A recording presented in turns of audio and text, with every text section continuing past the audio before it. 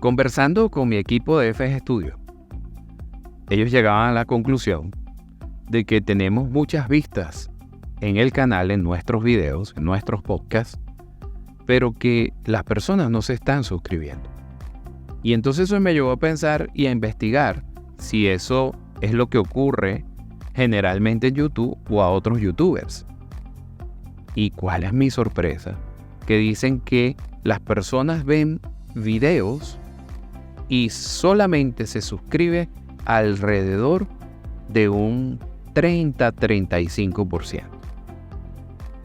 Y esta reflexión yo la hago a ti que me estás escuchando en este momento. Si estás viendo este video y no te has suscrito a mi canal, pues yo te invito a que lo hagas. Hay varias razones. Una, tengo un contenido sumamente variado, donde no solamente hablo de salud, sino que hablo de temas inspiracionales, temas de superación y también temas de emprendimiento. Porque yo entiendo la salud integral. Es vida, nuestra vida cotidiana, nuestra salud y nuestro bienestar. Pero hay una cosa muy importante, es que el darle clic a una suscripción lo puedes hacer desde tu computadora, lo puedes hacer desde tu teléfono. No hay un costo adicional. Es importante que le actives la campanita porque cada vez que yo agregue contenido, pues ese contenido te llegará primero. Y como ustedes verán en mi canal de YouTube, nos esforzamos con la ayuda de FS Studio de hacer un contenido de calidad. Un contenido que te pueda servir a ti con consejos útiles diarios. Ya sea que los que te doy yo en mis podcasts de salud o en las entrevistas, porque a través de otras personas siempre aprendemos. Por eso es muy fácil lo que te voy a invitar a que hagas. 1, te suscribas. 2, activa la campanita. 3, si te gustó, dale like o me gusta. ¿Por qué? Porque así me ayudas a mí a seguir haciendo contenidos de calidad que pueden beneficiarte a ti y a otras personas. Y si te gustó el contenido, compártelo, porque los contenidos pueden ayudar a otras personas en un momento determinado en su vida, ya sean aspectos estrictamente de salud o que estén pasando por una situación difícil, y a través de otras personas muchas veces el mensaje llega. Siempre hay algo que aprender. Y esto te lo digo siempre con mucho cariño. Gran abrazo desde mi corazón a tu corazón.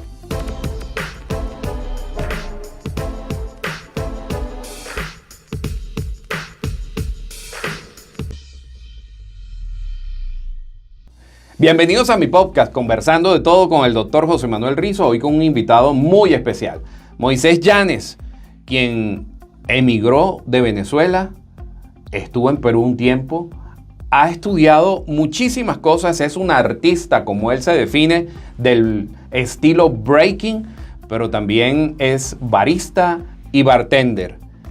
Vamos a conversar de todo eso y también por qué Moisés decidió regresar a Venezuela. Bienvenido, Moisés. Bueno, muchísimas gracias por la invitación. Bueno, comenzamos con esta entrevista que va a estar súper interesante el día de hoy. Moisés, tú eres una persona muy joven, ¿no? Sí, tengo 28 años. 28 años. Me comentaste fuera de cámara que habías estudiado ingeniería 2 años, ¿verdad? Ingeniería en sistemas, sí. Pero que no era lo tuyo. Lo tuyo es ser artista. Sí, sentí que no iba con mi estilo de vida, de cómo... No me sentía cómodo estudiando algo que no me iba a ver a futuro. Ahora te pregunto, ¿cómo sabe uno, cómo se define uno como artista? ¿Cuándo decide Moisés decir, bueno, yo soy artista?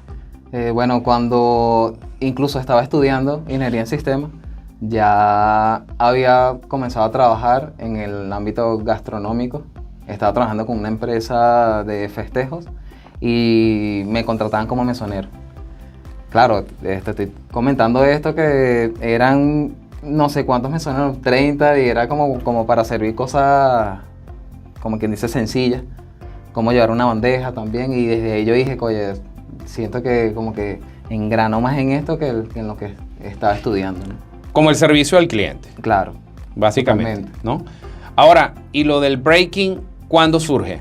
Lo del breaking ya- Expliquemos primero qué es breaking, porque yo dije una palabra, dije break dance, y entonces él me miró así como que, bueno, eso es una palabra antigua, ahora lo llamamos breaking, entonces explica qué es lo que es breaking, que yo lo conocía como break dance. Claro, el breakdance se conoce ya antiguamente, es una definición antigua que se generó prácticamente esta danza, es un baile callejero, ¿sí? Un urbano callejero, por así decirlo.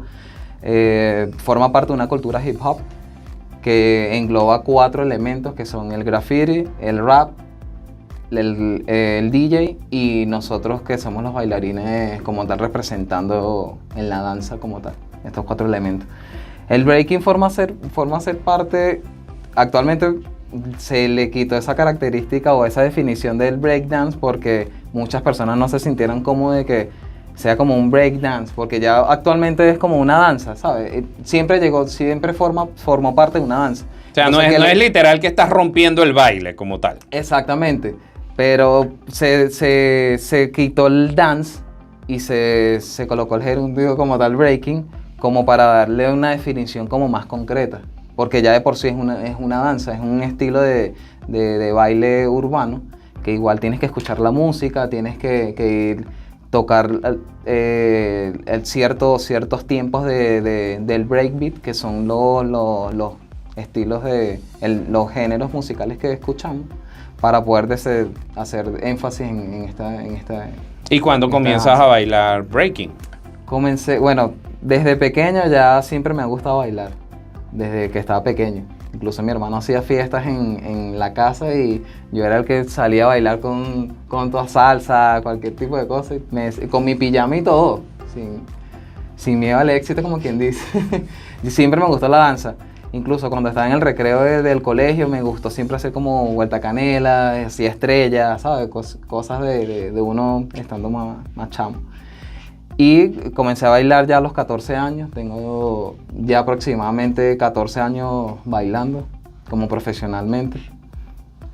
Y bueno, yo digo que es una experiencia que ya yo digo, el talento se fabrica y el don ya naces con eso. Yo digo que quizás pudo haber sido un don que me haya otorgado al nacer, pues.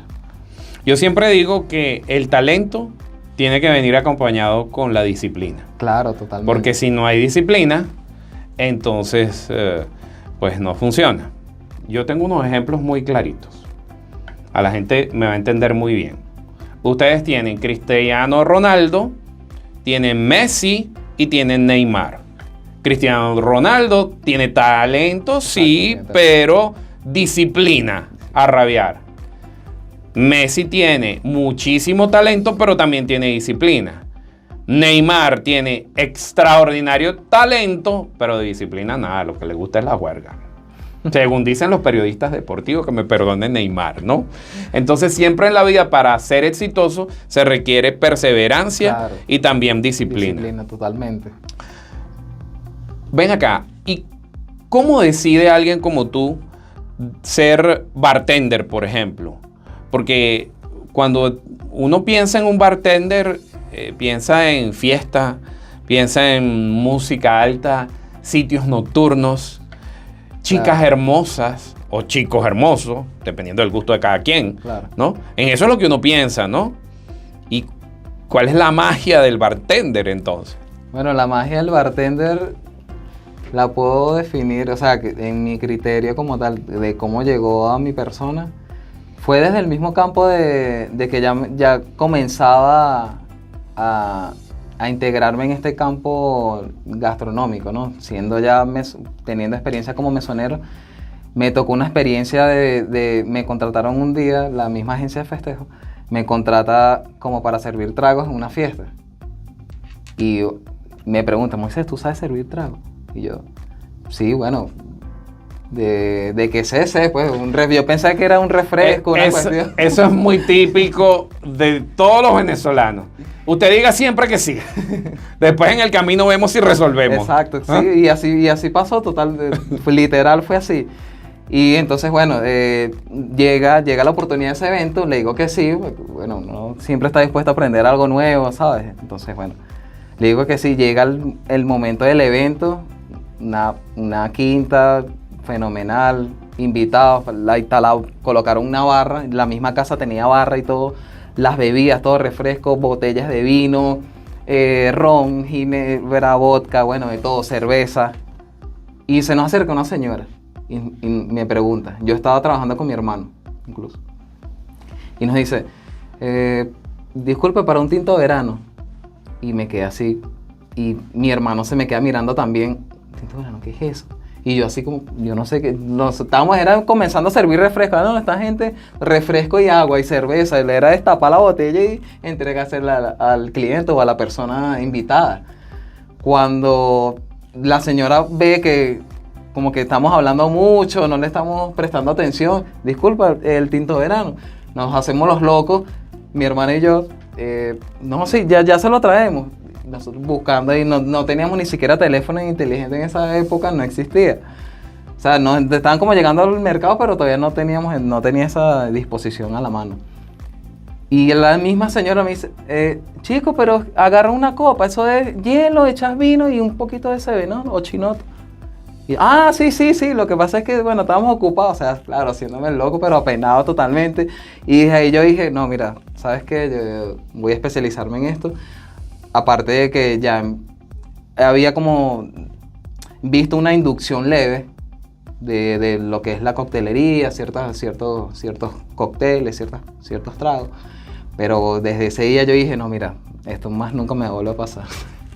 Bueno, eso habla muy bien de ti porque entonces de algo improvisado, pues entonces quisiste prepararte. Porque a veces dicen que las oportunidades vienen cuando tú estás preparado, sí, claro. En realidad. Moisés, ¿cómo decide alguien joven como tú que no tiene posibilidades en el país y que tiene que irse? Supongo que eso es lo que pensaste. Pero ¿cuál es el análisis que hace un joven? A mí me interesa saber tu análisis. O sea, porque hay mucha gente que dice, no, pero es que en Venezuela, así sea debajo de un puente, yo no me voy. Claro. Y hay otros que decidieron irse. Es más, hemos conocido personas, emprendedores, que se quedaron y les ha ido muy bien en Venezuela. Y otros que se fueron que no les fue muy bien. En tu caso, esa decisión, ¿por qué fue? Ya cayendo al tema principal de lo que fue como mi objetivo de salida, porque todos tenemos que tener como una meta, un objetivo, un propósito, por llamarlo así, de destino hacia buscar nuevas oportunidades. Bueno, yo ya había comenzado a trabajar desde los 15 años en la agencia que te comenté. Ya a los 18 años comencé a trabajar en una empresa, y no me da pena decirlo, es en Arturo. Ahí aprendí muchísimas cosas también al servicio al cliente, producción, inventario.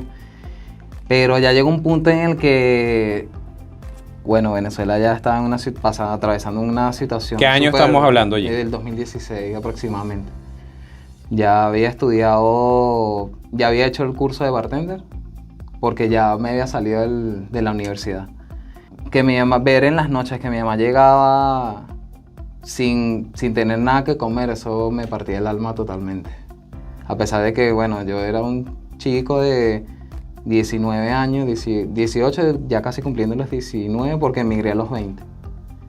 Ya fue un tema que me tocó bastante porque mi mamá, o sea, más madre uno da en el todo por uno, por sus hijos. Entonces ya eso fue algo como que yo dije, bueno, tengo que salir adelante. Si no es aquí, bueno, va a ser en otro lado. ¿Y cómo se decide a qué país irse? ¿O simplemente uno va a la aventura? Bueno, en parte fue como una mitad aventura y mitad decisión en objetivo de llegar. Ya yo tenía una planificación como tal. En realidad quería llegar a Argentina, pero llegué primero a Perú por el dinero que tenía y pensé, bueno, llego acá, reúno un dinero y después sigo avanzando, porque me fui por tierra. Fue una experiencia totalmente, me disfruté esa experiencia como nunca porque pasé por Colombia, conocí Colombia por primera vez. ¿Fuiste por tierra sí, en Colombia? Por tierra, desde Venezuela hasta Perú. O sea, pasé por Colombia, Ecuador. ¿Qué ciudades pasaste en Colombia? En Colombia, llegué a la principal, Cúcuta. Después de ahí compramos boletos terrestres hasta Bogotá. De ahí Bogotá hasta Ipiales, que es la frontera casi con Ecuador. Después de Ipiales ya atraviesas la frontera. Conocí parte de Guayaquil, no conocí. ¿Y esto lo hiciste, disculpa que te interrumpa, legal o ilegal? No, legalmente. Legalmente. Pasaporte sellado y todo en todos los países. Por eso fue que te comento que fue una experiencia que fue muy bonita, porque me sentí así como que, oye, nunca había hecho una cuestión así en mi vida y la disfruté bastante. Muchas personas dicen que viajar en tierra es súper forzado, es pesado, es tedioso, es cansón, pero yo me lo disfruté totalmente. Incluso viajé hasta con personas que nos conocimos en un grupo de WhatsApp. No conocía a ninguno, o sea, yo viajé solo, sin ningún familiar, nos conocimos, hicimos un grupo de WhatsApp, personas que tenían destino llegar a Lima en tal fecha, y nos pusimos de acuerdo y nos conseguimos aquí en Venezuela una parte en La Bandera, otros eran desde San Cristóbal, desde donde sale ya había a Cúcuta. Y, oye, fue una experiencia súper bonita porque éramos como alrededor de 12, 15 personas viajando todos juntos, apoyándonos en la comida, en que si el otro se queda dormido está pendiente del bolso, ¿sabes? Creamos una cuestión, un feeling bien bonito, pues. Y en esa travesía, ¿qué tal la gente? La receptividad cuando los veían ustedes. No, fue totalmente diferente, o sea, por eso que te comento una vez más que fue bonita la experiencia porque a pesar de que nos veían como, bueno, en Colombia no tanto porque el colombiano y el venezolano tenemos bastantes parentescos similares físicamente. Las colombianas son bellísimas y bueno, de por sí ya los como que dejaste una novia por ahí. No, lo que pasa es que tengo familia colombiana. Ah, ok. Tengo familia colombiana por parte de mi mamá. Mi abuelo, que en paz descanse, colombiano. Entonces, para ya concluir con el tema, ya había... Si no quiere hablar de las novias.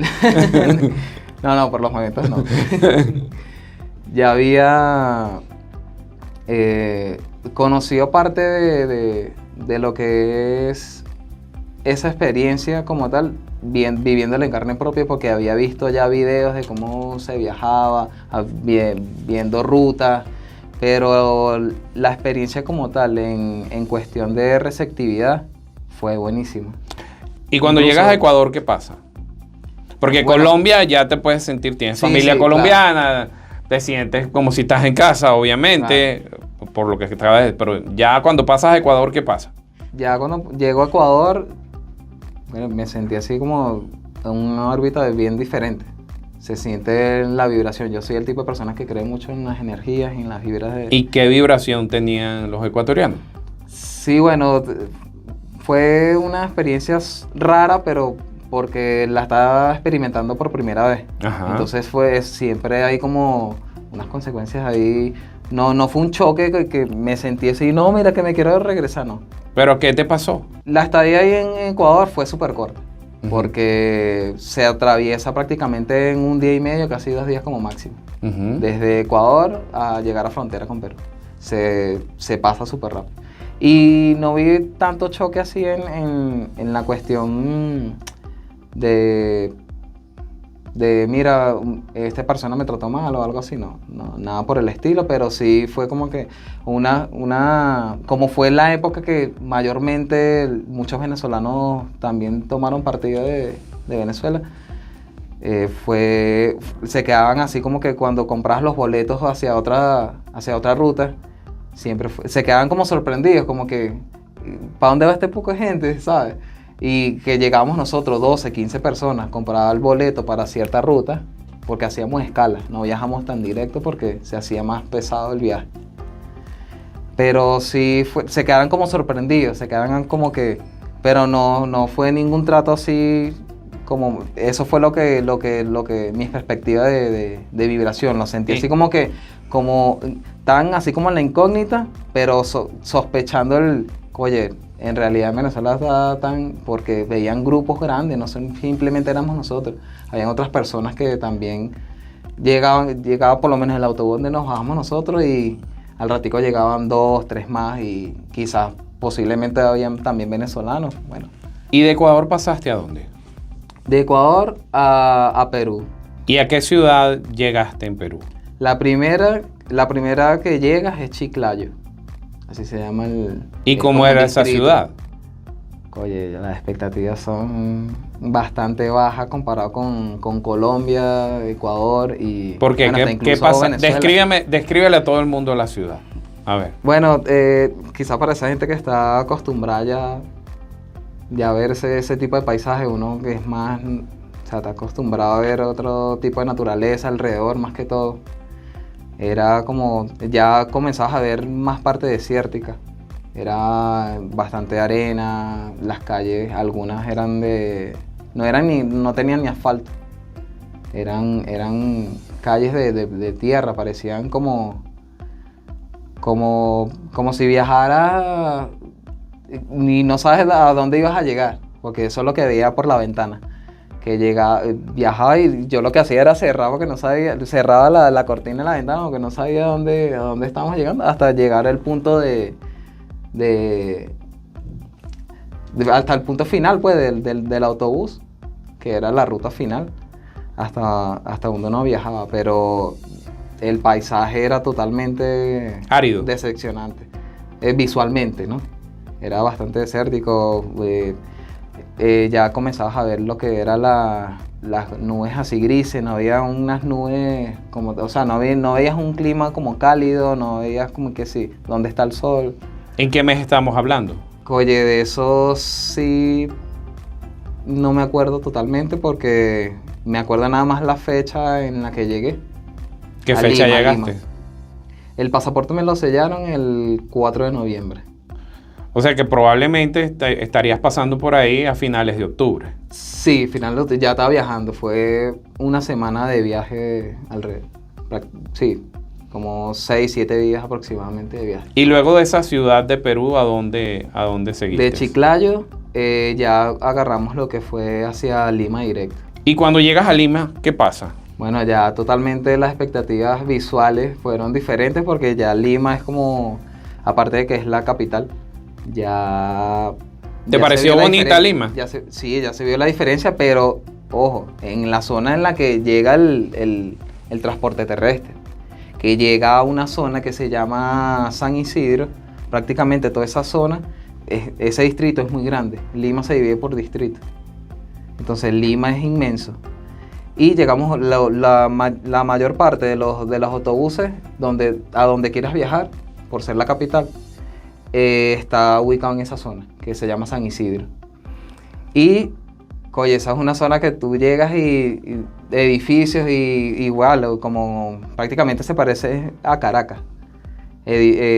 Autobuses, carros, ves el bululo de gente y me sentí, oye, diferente. Ya decía, oye, en realidad llegué aquí, bueno, aquí fue el destino.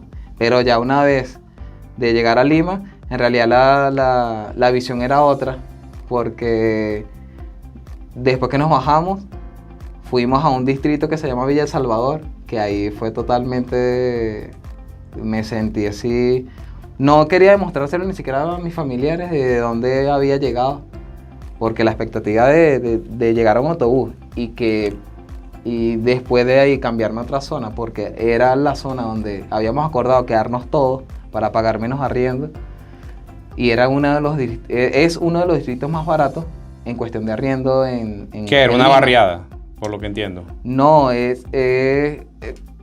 sí, bueno, fue como una cuestión de, mira, era un edificio, una señora nos alquiló, era como una casa como de 3 pisos y tenía varias habitaciones. Y llegamos ahí, Una especie de pensión. algo así, pero como pagamos alquiler y cada quien compraba su comida y todo eso, pero ese distrito sí hay muchas personas con las que viajé y llegué que se sentían, o sea, como tristes, así como que, oye, en realidad me merezco esto, o mi perspectiva de ver esa situación fue, bueno, nada, si esto tocó, por los momentos, me caracterizo por ser una persona muy positiva. Sí, entonces yo dije, bueno, esto por los momentos, llegando. Ya después, bueno, voy a ver dónde me puedo mover, movilizar, buscar un trabajo mejor para poder mudarme a otra zona. Hay dos cosas que quiero puntualizar para que sigamos conversando. La primera, que dijiste que el gran motor tuyo fue tu mamá para salir. Sí, parte, totalmente Claro. fue mi mamá. Para proporcionarle a ella algo mejor. Eso fue Claro. lo primero. O sea, que tenías un objetivo bien claro. Sí, sí, Lo segundo es tu determinación en hacer las cosas. sí, claro.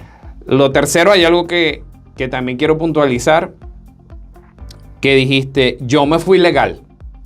Yo me fui legal Ujú. con mi pasaporte. Y eso es muy importante recalcarlo. Que no fuiste a una aventura ilegal como mucha gente se fue. Claro. Que esa circunstancia obviamente no es la más recomendable para nadie. ¿Ok? Eso es interesante. Y lo otro que dijiste, ahorita en este momento, que creo que hay que rescatar, es que a pesar de las circunstancias de la inmigración, porque los inmigrantes es algo difícil, dijiste, yo siempre tengo una actitud mental positiva. Y en eso debemos quedarnos para seguir nuestra historia. Para puntualizar a los que nos están escuchando y llevar la historia completa. ¿Cuál fue tu primer trabajo en Lima? Mi primer trabajo, bueno, me comencé a vender limonada en la calle. Hacía un balde de limonada y lo intentaba vender ahí en las calles, justamente en el distrito donde vivía. No me iba tan lejos porque como no conocía el lugar, comencé a no irme tan a ciertos lados donde posiblemente podía venderse por la calidad de personas que viven en esa zona. No menosprecio a esa calidad de personas que viven ahí, pero sí se ven que son de bajos recursos, pues como llegamos nosotros, de poder alquilar algo barato y bueno, de que las cuestiones no sean tan costosas para poder ayudarnos entre todos. Y bueno, a veces llegaba con medio balde lleno que no se vendía, a veces intentaba tratar de irme más allá de la zona donde habitualmente me la pasaba vendiendo para poder recuperar por lo menos la inversión del limón, el azúcar. ¿Y cómo se puede trabajar en Perú legalmente? Supongo, ¿no se necesitaba algún tipo de permiso? Bueno, en esa época que llegué, en esos años, no, creo que con el pasaporte ya podía trabajar. Fue una receptividad muy positiva que sentí, porque después de vender así en las calles, intentar vender así en las calles. ¿Cuánto tiempo estuviste vendiendo en las calles? No, fue muy poco, de verdad, fue muy poco porque llegué en una época donde estaban solicitando mucho personal en muchas áreas. Y cerca donde vivía había un centro comercial. Se llamaba el Mall del Sur, que está súper cerca de Villa Salvador. Y un día fuimos como a conocerlo para ver cómo era. Mira, vamos a ver.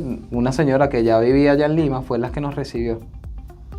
Se me olvidó acotar esa parte. ¿Venezolana también? Sí, venezolana. Ella fue la que nos recibió, nos puso, bueno, nos dio direcciones.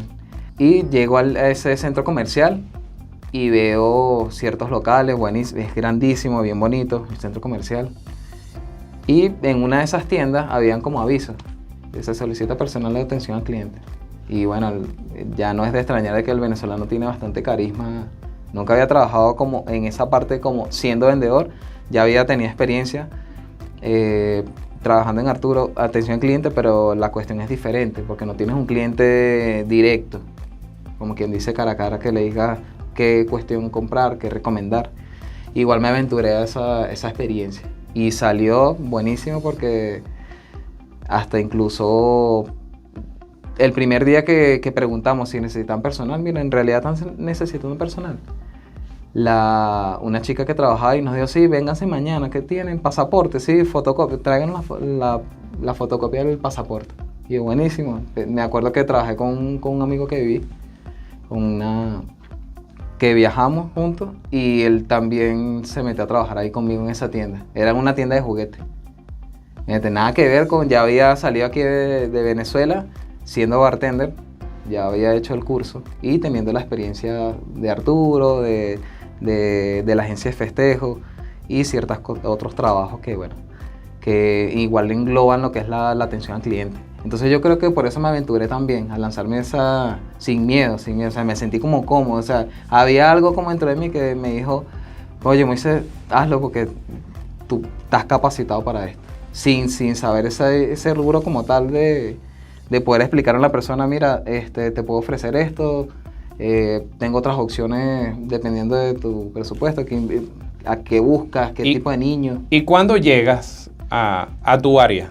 Llego a mi área después de 4 meses, 5 meses aproximadamente, que ya cerca de la zona donde vivía en Villa Salvador, había una zona, una calle, me acuerdo que le hice así porque antes de irme igual trabajé allá, una calle que habían discotecas en la acera del frente y en la acera, o sea, en ambas aceras habían discotecas. Y me lancé un día con 6 currículums a ver qué tal. Pues ya me habían dicho, oye Moisés, la señora que nos recibió, ¿a qué se especializan? Ella quiso como ayudarnos en cuestión de buscar mejoría laboral para poder estar más cómodo, pagar arriendo, comida, etc. Y me dijo, Moisés, ¿a qué te especializas? Digo, bueno, yo hice un curso de bartender, papá. Y dijo, bueno, lánzate para esta zona, tal. Y me explicó, me dio la dirección y yo me llegué. Y llegué, entregué el currículum y bueno, vieron el currículum, vieron el certificado también, aunque es de aquí de Venezuela, pero vieron que era como un aval. Eso fue lo único que me pidieron. Ellos no me pidieron así como una documentación, porque estaba todavía con pasaporte, no había tramitado nada porque todavía estaba en el ámbito legal del sellado del pasaporte. Me sellaron a mí por 6 meses aproximadamente. A otros le sellaron por 3 meses, 4 meses. Todo eso depende de la gente también que le tocó en ese tiempo, de cuando llegamos a Chiclayo. Antes de llegar a Chiclayo, la primera frontera, no sé, yo por ese tiempo, pues. Algunos se devolvieron a volver a sellar, etcétera, pero bueno, yo corrí con la suerte de que me sellaron por aproximadamente 6 meses y en ese ámbito fue que en ese tiempo me pude desenvolver buscando trabajo y también averiguando una documentación. Ahora, Moisés, como siempre digo yo, la vida no es color de rosa. En la vida te pasan cosas malas. En la vida también muchas veces hay gente que te ayuda, como estos angelitos que vienen, o angelitas, en este caso la señora. Pero también hay gente que no es muy buena.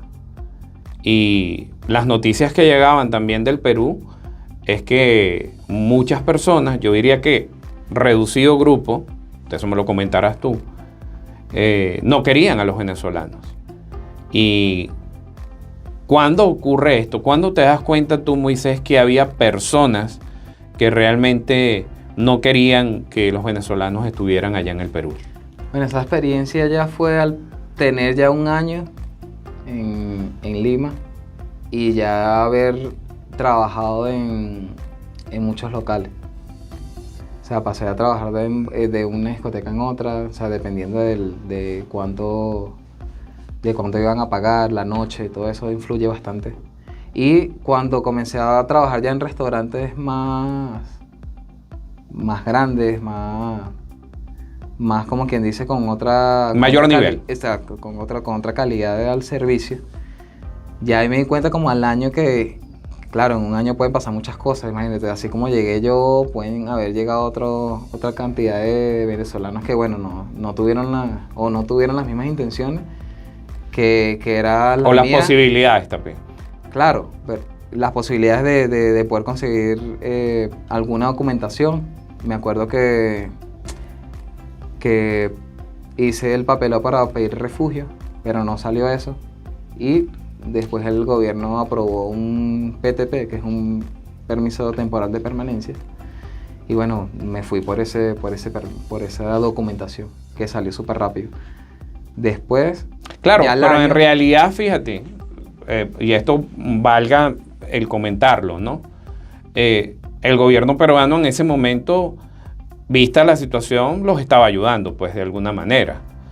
Sí, claro, Pero no estamos hablando aquí del gobierno peruano, estamos hablando de un grupo de personas. Claro. ¿cierto? Sí, por la cantidad de venezolanos, la migración que estaba entrando al país, bueno, me imagino que tomaron medidas de, vamos a tratar de darle una documentación o un permiso para que no... Y yo la pregunta te la hago porque el otro día en un concierto, Karol G empezó a decir en su concierto, allá creo que estaba en Lima, Perú, acabo de estar en Venezuela, en un concierto en Venezuela, y la gente la quería interrumpir, no le quería dejar que dijera comentarios sobre si habían porque ella decía, bueno, los venezolanos que están aquí, entonces empezaron a gritar Perú, Perú, Perú, en un tono realmente que no digo nada. El que tenga 5 dedos de frente y escuche y vea, saca sus propias conclusiones, ¿no? Claro.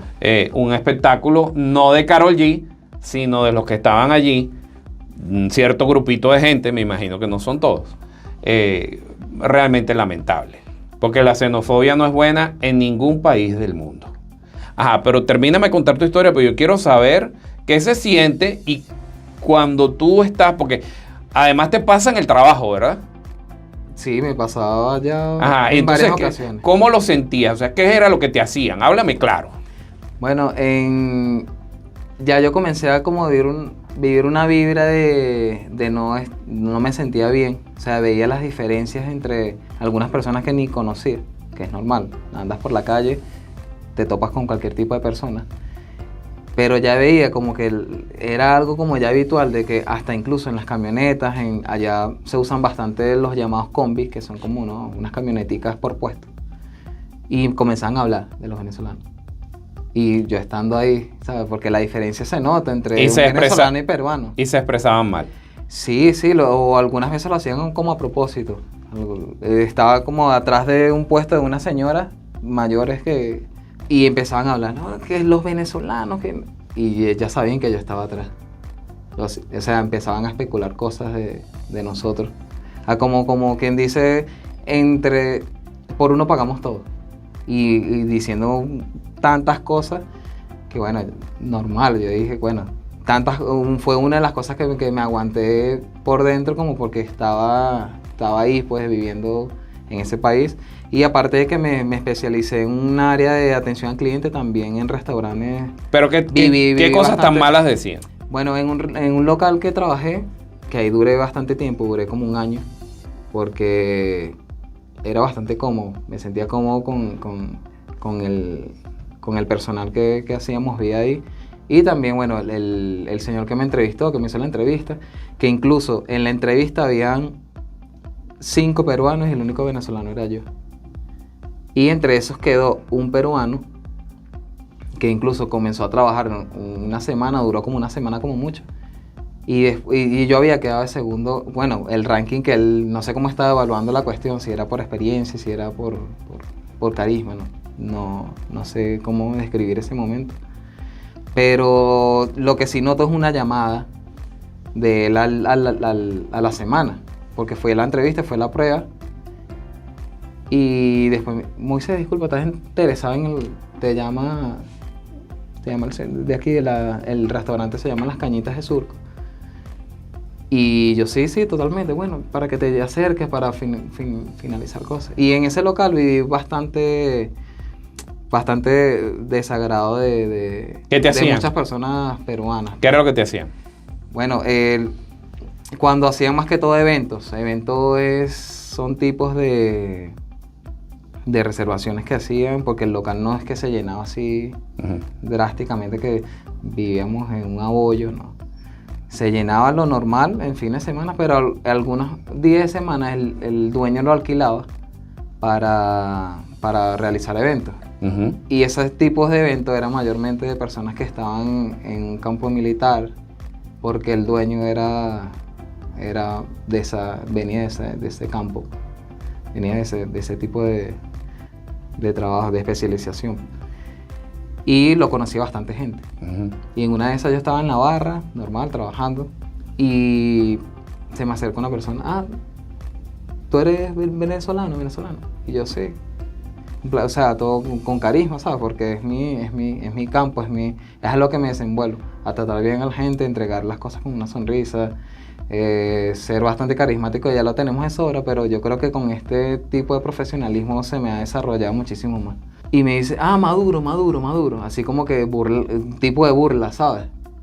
Y lo tomé como, por un tono, lo tomé como como que pobrecito, ¿sabes? Así como porque lo decía de esa manera. Tú eres venezolano, maduro, maduro, maduro. Lo decía así, yo como que, ¿qué le pasa a este señor por dentro? No le dije absolutamente nada porque no vale la pena caer en ese tipo de discusiones con ese tipo de personas. Quizás también, como es un local, se distribuye bastante alcohol. Quizás también eso también les afecte para poder caer en ciertas palabras o poder llegar a tratar mal a ciertas personas. Generalmente dicen que con los bartenders la gente se confiesa. ¿Eso será verdad? ¿Tú escuchas muchas historias? Sí, bueno, total. Pero créeme pero historias así... No, por lo menos en ese caso no me tocaron historias bonitas porque... ¿No te tocaron historias bonitas? No. Trabajé incluso cuando estaba en las discotecas, tenía un pote de propina y algunas personas que estaban ebrias.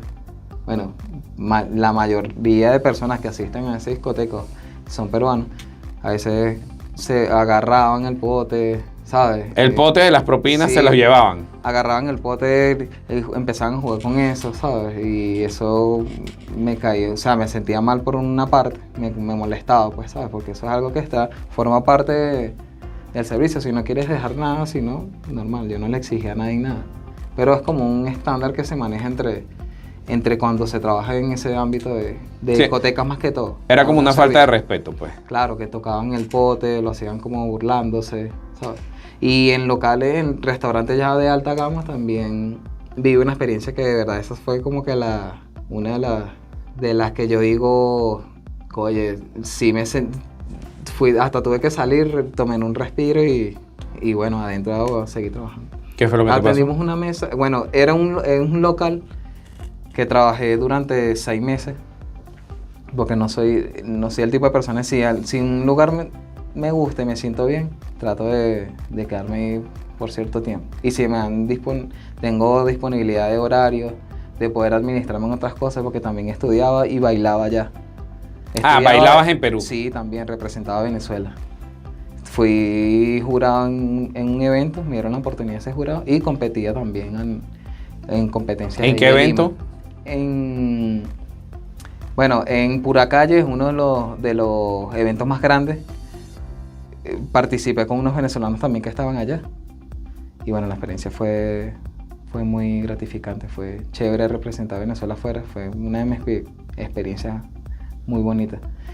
Pero bueno, tocando el tema del local, del restaurante, era un local que estaba justamente ubicado en la zona de San Isidro, en un local donde ahí llegan muchas personas de alta gama, pues no vas a ver personas enflusadas porque mayormente en San Isidro, aparte, hay muchas empresas, es como una zona empresarial, están empresas bancarias, como cuando llegas a Plaza Venezuela, que ves la Polar, ves quizás más adelante el Banesco, la empresa, ¿sabes? Ese tipo está en San Isidro, se llama esa zona. Y es una zona empresarial que llega mucha gente con dinero a ese local y que el local estaba en un edificio donde hacían teatro también. Entonces, bueno, te puedes imaginar la cantidad de personas que atendíamos, era bastante. Hay días que estábamos súper full, las propinas eran buenísimas porque veían el carisma que teníamos. El local, te puedo decir que era el 90% de venezolanos que trabajamos ahí. Los meseros eran todos venezolanos, incluyéndome.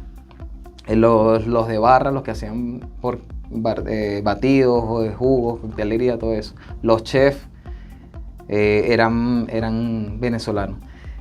Y fue un ambiente bien bonito porque me sentía como en conformidad con parte de mi gente que está atravesando una situación similar a la mía.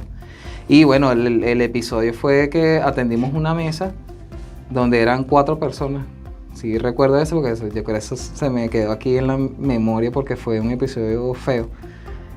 Y las señoras, eran unas personas mayores, y las señoras empezaron a especular hacia nosotros, que porque habían tantos venezolanos trabajando aquí, que les quitamos trabajo a su misma gente, y empezaban a lanzar las cosas. O sea, estaba la mesa y literal empezaban como a lanzar las cosas, llamaba a uno con mala gana, y hasta que llegó un punto en que una de las personas que la estaba atendiendo me dijo: Moisés, porque me tenían un aprecio de que no era el capitán del local, pero sí me tenían un target porque era uno de los que más vendía, y los dueños me tenían en un nivel que me decían: Moisés, tú eres nuestro mozo estrella. El mozo allá es como el mesonero.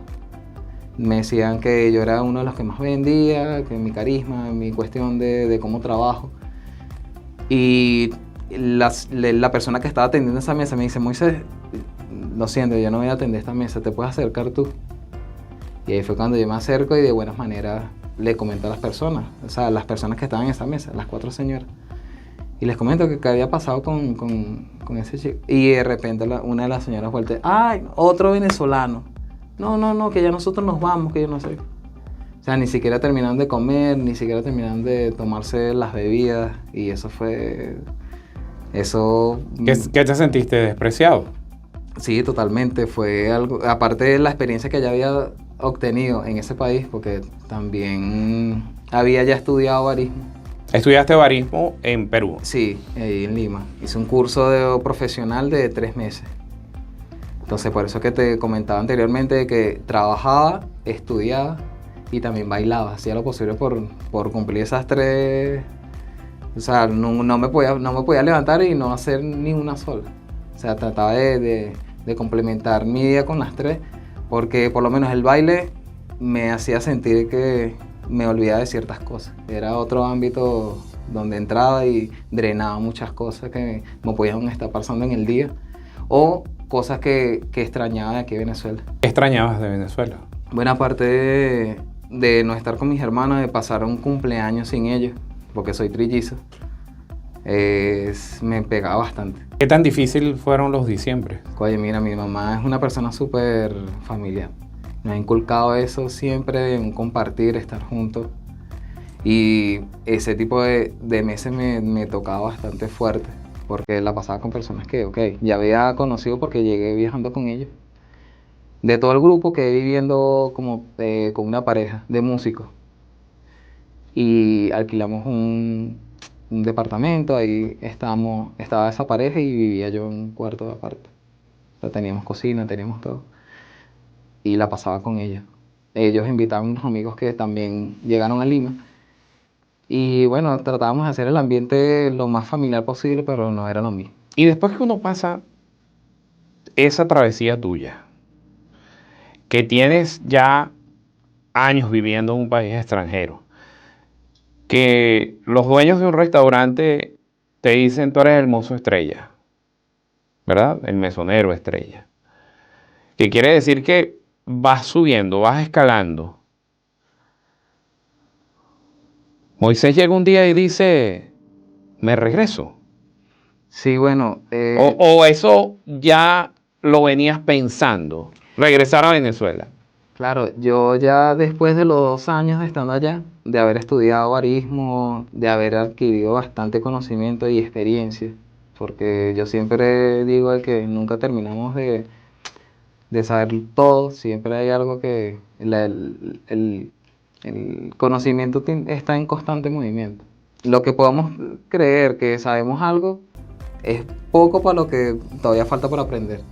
Ese es uno de mis pensamientos, que lo llevo bastante de frente, porque no podemos menospreciar el trabajo ni la experiencia de cada persona, siempre y cuando sea un comentario o una crítica constructiva de alguien que pueda estar en tu campo, ¿no?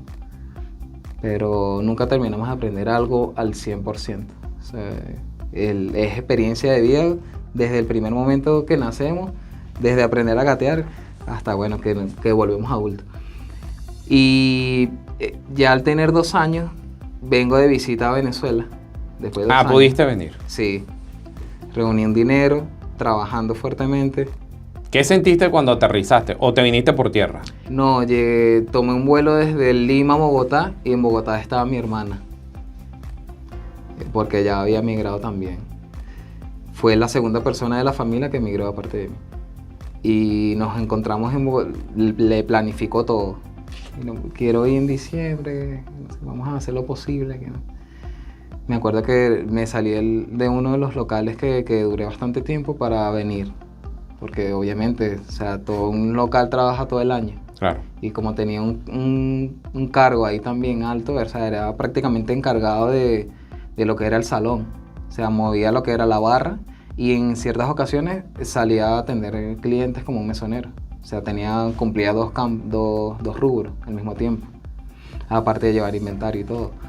Entonces, le comentó al dueño que tengo planes de viajar a Venezuela.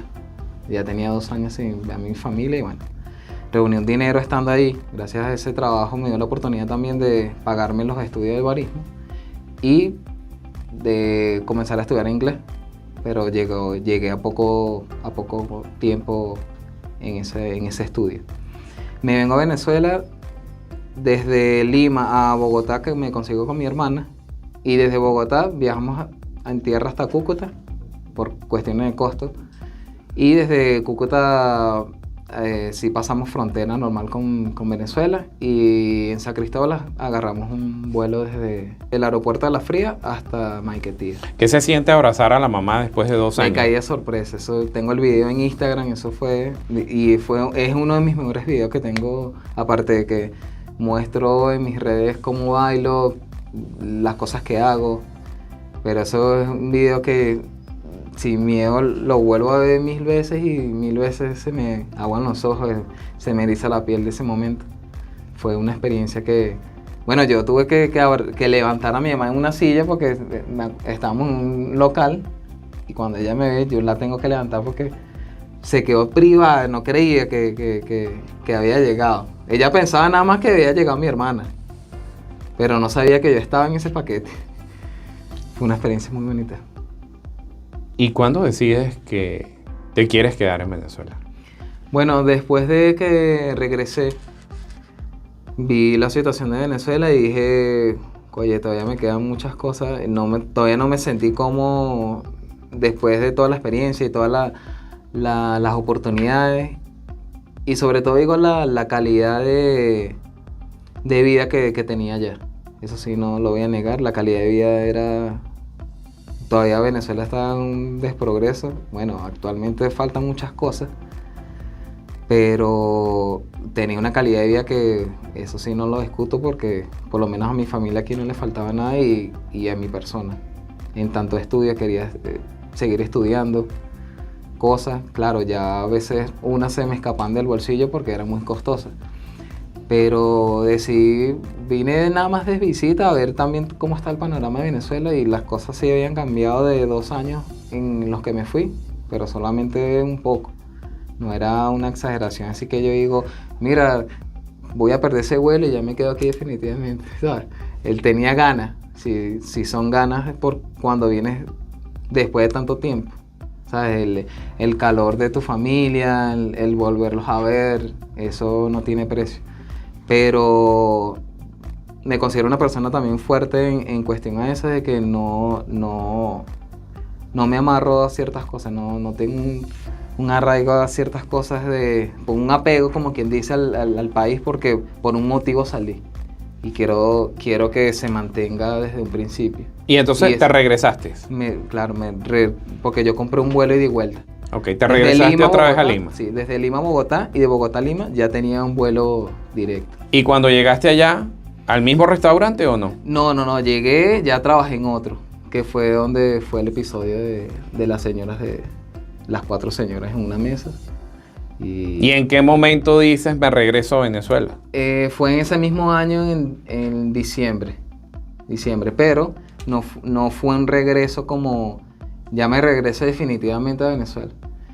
Fue un regreso de que ya no me sentía bien estando allá, por las energías de la gente. ¿Y por qué? ¿Por el rechazo que habías tenido, el episodio? No solo eso fue como que una... La gota que derramó el vaso. No, eso fue como una pequeña parte del vaso, pero ya había vivido episodios hasta incluso en los entes bancarios. O sea, el simple hecho de llegar a un sitio y que te miren feo, que te miren de una manera despectiva por el simple hecho de ser venezolano, eso no lo toleraba. Hasta incluso cuando quería cambiar de trabajo, buscaba trabajo vía online, por el teléfono. Me acuerdo de la aplicación, se llama Busca Trabajo, algo así. Era online. Y especificaban en paréntesis, claro, ya eran 2 años y medio ya. Imagínate, te podrás imaginar la cantidad también de venezolanos que llegó y que bueno, no todos llegamos con la misma mentalidad, ¿no? Y entonces, ¿qué decía la y aplicación? entre paréntesis decían solo peruanos, ¿sabes? Cuando llegaba a un ente bancario para hacer cualquier trámite, no sé, cambiar la tarjeta o X cosas, te trataban de una manera súper despectiva. O sea, te miraban feo, querían como que así, trataban de hacer el trámite rápido para salir de ti. Por el simple hecho de que uno se ve diferente a esa gente. Digo, físicamente, ¿no?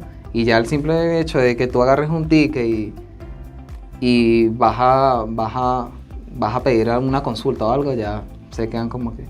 No, muchas personas, que eso fue lo que me extrañó bastante, que si eres profesional, lo de otro país, eso no te debe importar, ¿sabes? Tienes que mantener tu ética profesional. Así, y no dejarte llevar por comentarios de que por uno pagamos todo. Y me topé con varias personas, por lo menos en entes bancarios, en locales, en bodegas, que quizás sean dueños de bodegas, igual con las mismas perspectivas. Y yo dije hasta un punto que no me sentía bien, no me iba mal, porque en realidad nunca me fue mal en cuestión de monetariamente. Económicamente estaba bien porque siempre tenía trabajo, conocí bastantes personas que les gustaba mi trabajo. Incluso cuando regresé a Venezuela me llamaban para eventos y el simple hecho de que les decía que ya no estaba allá, no, se pusieron, en serio, no te puedo creer que yo no sé, nadie chambea como tú. Pero vamos a ser justos también, ¿no? ¿Qué tantos peruanos te trataron bien? Porque siempre lo negativo es lo que resaltamos, pero tuvo que haber gente que te haya tratado bien, no, peruano. Claro, totalmente. En cambio al ámbito que también me desempeño, que es el breaking, en la danza conocí bastantes peruanos que me extendieron una mano, que estaban ahí pendientes, e incluso uno era bartender también, entonces fue una convivencia bien chévere. Y estaban también señores de bodegas que cada vez que iba a comprar era una alegría, un carisma bien bonito, una receptividad bien positiva que me hacía sentir como en casa, me hacía sentir como, oye, esto no tendrán genes venezolanos. Por el simple hecho del carisma, ¿no? Que son personas que también quizás tengan, no sé, personas familiares en otros países, qué sé yo, pero se le sentía la vibra, la energía que era diferente. Y la pregunta te la hago porque siempre nos quedamos con lo negativo. Y yo creo y pienso que los xenófobos, que eso los hay, y racistas, lamentablemente, que los hay en muchos países del mundo, son la minoría. Pero como sucede en eventos pequeños y puntuales, les da mucha relevancia. La gente los rebota por redes o los medios de comunicación para hacerlos notar, y a lo mejor las personas buenas que tratan bien a la gente no son noticia. No es el hecho noticioso, lamentablemente, siempre, ¿no? Por eso es que ver las dos caras de la moneda siempre es muy importante. Dale tus redes sociales porque tú también das clases de breaking para el que quiera algún tipo de asesoría. Sí, bueno, en Instagram me pueden conseguir como session.96, es Moisés al revés, para los que se les dificulta escuchar. Session, es como sesión de iniciar sesión, pero con M. Y bueno, ahí doy clases de breaking, aparte de que me gusta todo este campo de la gastronomía y que voy a seguir especializándome porque es lo que me llena como persona. Y este programa yo lo quise hacer para que entendamos que los seres humanos cuando queremos hacer las cosas bien, tenemos ganas de superación, lo que hay es que establecer un plan adecuado para lograrlo.